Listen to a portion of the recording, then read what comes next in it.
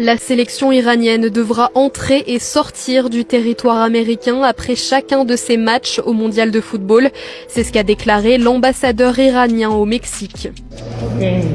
Dans ce cas, étant donné qu'il s'agit de longs trajets aller-retour, les joueurs vont se fatiguer. Et tous ces facteurs peuvent donc avoir une incidence sur les performances de notre équipe. Après chacun de leurs 3 matchs de poule, les joueurs iraniens rentreront donc au Mexique, à Tijuana, où est établi leur camp de base pour la compétition. Ils sont d'ailleurs arrivés sur place ce dimanche, mais en plus de ces allers-retours imposés, plusieurs membres de la délégation iranienne se seraient vus refuser leur visa d'entrée aux États-Unis. Sur X, l'ambassade d'Iran en Turquie évoque des refus pour une grande partie du personnel de direction et d'encadrement de l'équipe. D'après nani o reportage ɗo ɗe caɗele fawade ɗo e hoore Iran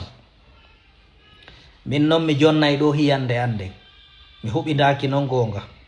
mi wata monopolise de min nako komi yi kon selli ko hiyande ande mi hollata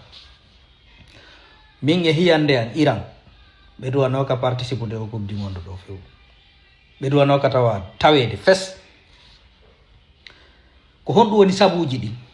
go'o leydi maɓɓe ndin hino e sattede go'o ɗimmel muɗum ka balore nden fijeteɗon ɓen ɓe naɓi da ko ɓen liɓi caɗele ɓittede sattede nde ɓe rondi ka leydi maɓɓe nde ko ɓen hina goɗɗo go dey tammel muɗum ɓe ƴettata coupe du monde fof no andi ɗum hay may ɓe nafere wuruɗo Iran wawata ƴettude coupe du monde fewnoɗo ɓe caɗele hiɓe sattede ɓe welda e ɓe yehi fijugol kam mumɓe leydi organise ude ɗin ɓe welda e ɓen joni en koye yaw fija to mas doga artita kadi e leydi ko doga yaha to fijoya doga artita to ala droit walugol ka fijuɗa to hay lotagol hay sansagol ala droit ɗum koye balon on gayno tun imma wurr yimmitoɗa hotoɗa to kadi ko on ɗum ena fani joni dogay combien de kilo vol ɓe ƴettata ɗo kilo jelu leydi ɗum ɗon wawi ronkinde ɓe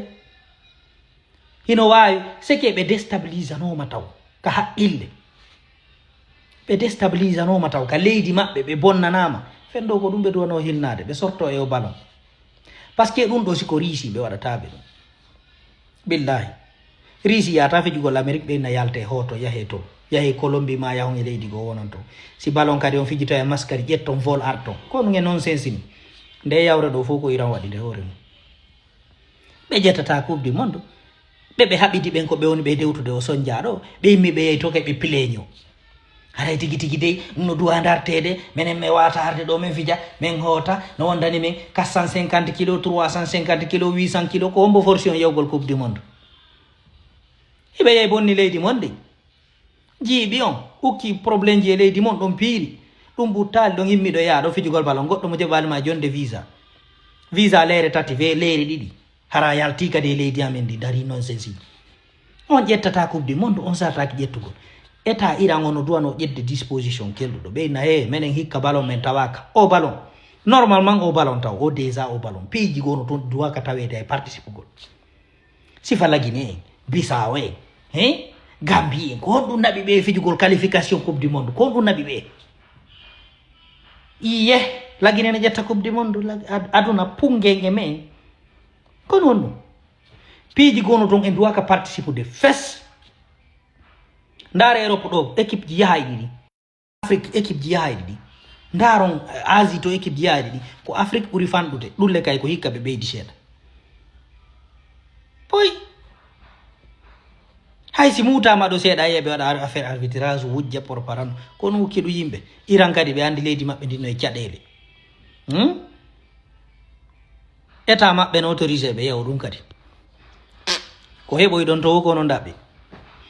min e hiyande ande ɗum na normal ni yawgol ɗum ɗo kadi ko ɓurtugol hersingol hoore mum tampina hoore mum kono goɗɗo so jetta hoore mum fi affaire coupe du monde Iran kere no ƴetta coupe du monde kono nabbi ɗum horo joɗagol ɗo kay pileño ɗon hewre gagnant mo moƴiɗa o FIFA si organise ɗum duwa sortade few selo Iran sino faala fija ɗo coupe du monde ji temedere fof so ɓe ƴettata ɗum riisi en ƴettata ɗum ko équipe ji ɗumaji ɗum yo lele kono wuki ɓe ɗum hikka an ɓe nayi hikka leydi amen ndi no mari caɗele ɓe toña meɗe waɗa ɗum meɗe waɗitira ɗum mais yata ko mapini men ko fi pays amen on ko toña ko basi ko Canada joni ɓe wonno fijude to mato kaɓe werna ɗon ɓe ɗum andutano ko kono ɓe haɓɓiti ko ɓe ƴeewa Amérique ɓe wona to leydi ɗiɗi ɓe yimmi to ɓe arta to ɓe jooɗo kadi ɗo waɗugol conférence de presse ɓuttinane men modi min ɗum ɗo wela lango e min